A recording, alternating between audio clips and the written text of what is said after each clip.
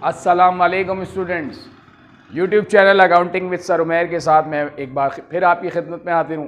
आज स्टूडेंट मैं एक और नए क्वेश्चन के साथ कैश बुक के हाजिर हुआ हूँ, लेकिन क्वेश्चन सॉल्व करने से पहले आप मेरे YouTube channel accounting with sir Umair को सब्सक्राइब करें ताकि हर आने वाली वीडियो का नोटिफिकेशन आपको मिल सके।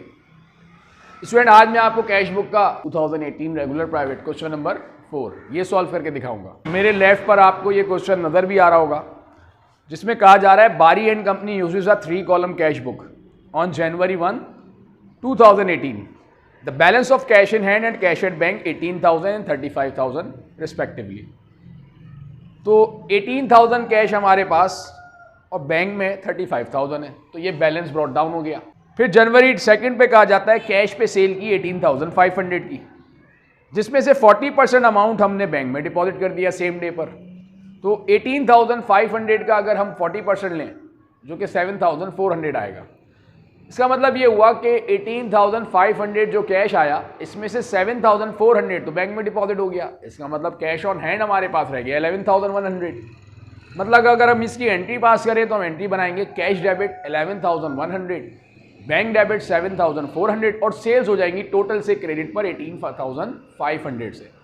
हमें तो यहाँ पे स्टूडेंट कैश और बैंक रिकॉर्ड करना होता है, तो कैश हमने डेबिट किया 11,100, बैंक हमने डेबिट किया 7,400 और क्रेडिट पे जो रीज़न था वो सेल्स था, वो रीज़न हमने यहाँ लिख दिया सेल्स। नेक्स्ट, जनवरी 5 cash deposit into bank. Bank में हमने कैश डिपॉजिट कर दिया, कॉन्ट्रा एंट्री है ये, इसकी हम एंट्री बनाते हैं बैंक डेबिट और कैश क्रेडिट।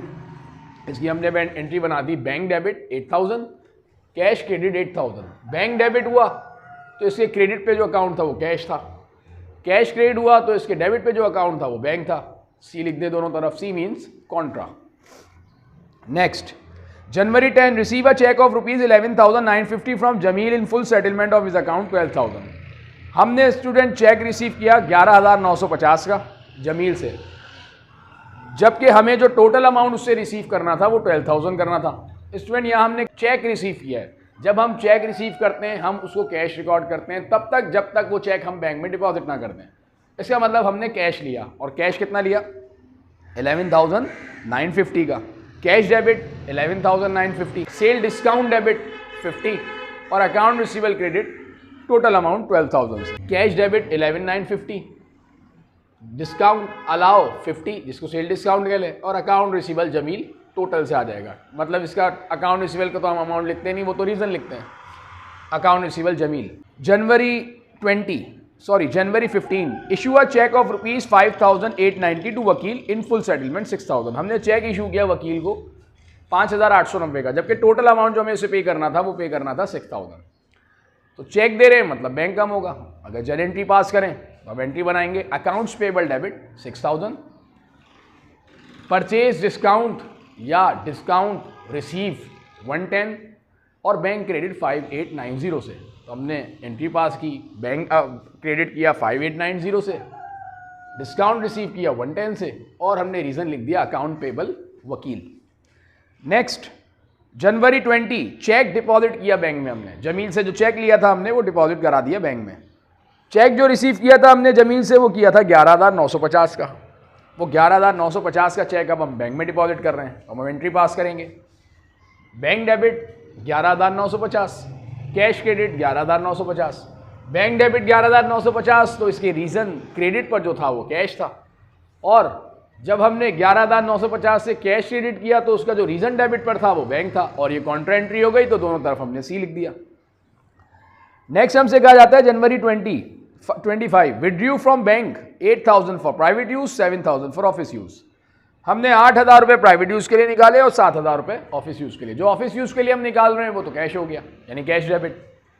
जो पर्सनल यूज़ के लिए निकाल रहे हैं उसको हमने ड्राइंग लिख दिया यानी ड्राइंग डेबिट 8,000 से, और टोटल जो हमारी बैंक कम हो गया वो हो गया 15,000 से। इसका मतलब हमने एंट्री पास की कैश डेबिट 7,000, ड्राइंग डेबिट 8,000 और बैंक क्रेडिट 15,000। तो कैश हमने डेबिट किया 7,000 से, रीज़न इसका क्रेडिट पर बैंक था। तो 7,000 हमने बैंक क्रेडिट किया, उसका रीज़न कैश है क्योंकि वो हमने ऑफिस यूज़ के लिए निकाले, और 8,000 जो हमने बैंक क्रेडिट किया है उसका रीज़न ड्राइंग है। तो ये कॉन्ट्रा एंट्री हो गई 7,000 वाली, क्योंकि बोथ साइड्स रिकॉर्ड हुई है ये। January 31 paid salary by cheque 14,000 and utility bill by cash 5,000। Salary हमने पे की चेक के जरिए, हमने इसकी एंट्री पास की सैलरीज एक्सपेंस डेबिट और बैंक क्रेडिट।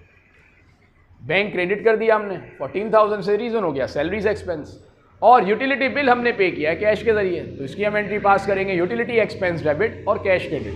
तो कैश हमने क्रेडिट कर दिया, इसका रीज़न हमने लिख दिया यूटिलिटी एक्सपेंस। इसका टोटल कर लें, 50 अमाउंट डिस्काउंट अलाउ का आ गया 48050, कैश का हो गया 62,350, बैंक हो गया डिस्काउंट रिसीव 110 हो गया, कैश हो गया 24,950 और बैंक हो गया 34,890। चूँकि अब ऐसे बैलेंस करना होता है, बैलेंस के लिए हम 48,050 में से 24,950 माइनस किया, अमाउंट आ गया 23,100 जो कि बैलेंसिंग फिगर है। इसी तरह 62,350 था बैंक का अमाउंट डेबिट साइड पर, 34,890 था क्रेडिट साइड पर, इसमें से हमने वो अमाउंट माइनस किया, 27,460 की कमी थी जिसको हमने नाम दे दिया बैलेंस कैरिड डाउन। हमने इनका दोनों का टोटल कर लिया, 48,050 हो गया बोथ साइड्स कैश बुक, इसी तरह बैंक का भी बोथ साइड्स 62,350 हो गया, इसको हमने नाम दिया बैलेंस कैरीड डाउन या बैलेंस कैरी फॉरवर्ड, जो भी आप लिख लें। हैवी साइड जो थी स्टूडेंट वो तो थी डेबिट साइड, फिर वही जो कैरीड डाउन बैलेंस है वो नेक्स्ट मंथ का ब्रॉड डाउन बैलेंस हो जाएगा 1 फरवरी पर, कैश का 23,100 और बैंक का 27,460, ये ब्रॉड डाउन बैलेंस हो गया। तो स्टूडेंट ये एक कैश बुक का और क्वेश्चन जो कि बहुत अच्छा क्वेश्चन था वो मैंने आपको सॉल्व करके दिखाया। मैं इंशाल्लाह इसकी नई वीडियो के साथ फिर जल्द आपकी खिदमत में हाजिर होऊंगा, तब तक के लिए मैं आपसे इजाज़त चाहता हूँ। अल्लाह हाफिज़।